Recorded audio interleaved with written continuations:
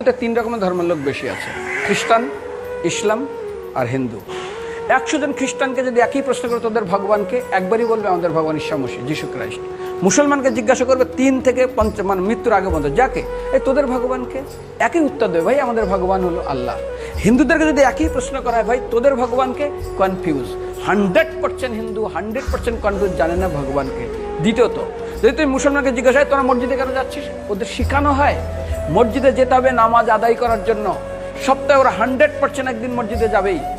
তুমি যদি খ্রিস্টানদের জিজ্ঞাসা করো তোমরা কেন কোথায় যাবে, কোথায় যাও না, আমাদেরকে একদিন তারা চার্চে যাবে। কেন? ঈশ্বরে প্রার্থনা করার জন্য, ওদের শেখানো হয় জন্মের থেকে, এটা সংস্কার।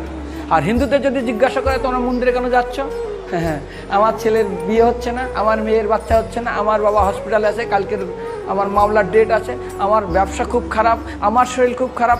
99.99 হিন্দু জানে না মন্দিরে কেন আসা উচিত, তাদের ভগবানকে মৃত্যুর পরে কোথায় যাবে। মুসলমানকে জিজ্ঞাসা করবে মৃত্যুর পর কোথায় যাবে, বলবে ভাই নামাজ রোজা যদি না করি দোজকে যাব, অর্থাৎ নরকে যাব।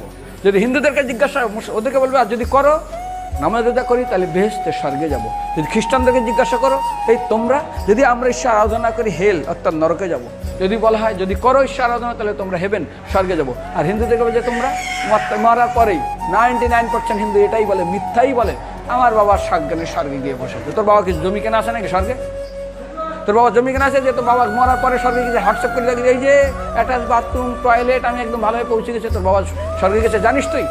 আরে মৃত্যুর আগে এত কষ্ট পায়, এত কিছু করে, মারার পরে আমার বাবা স্বর্গে গেছে। আরে যখন পুলিশে কোনো কয়েদি কোনো অপরাধীকে ধরে 2-4 ডান্ডা মারে, তারপর থানায় গিয়ে আরও ট্রিটমেন্ট করে, তারপরে কোর্টে বিচারে, তারপর জেল কাটে, মৃত্যুর আগে এত কষ্ট করে আমরা মারা যায়, মারার পরে আমার বাবা স্বর্গে গিয়ে বসে আছে, ওর বাবার জন্য জমি কেনা আছে না, এরকম বলা যাবে না। এই জন্য আমাদের শাস্ত্র বলে পরলোকগত, স্বর্গীয় বলে না।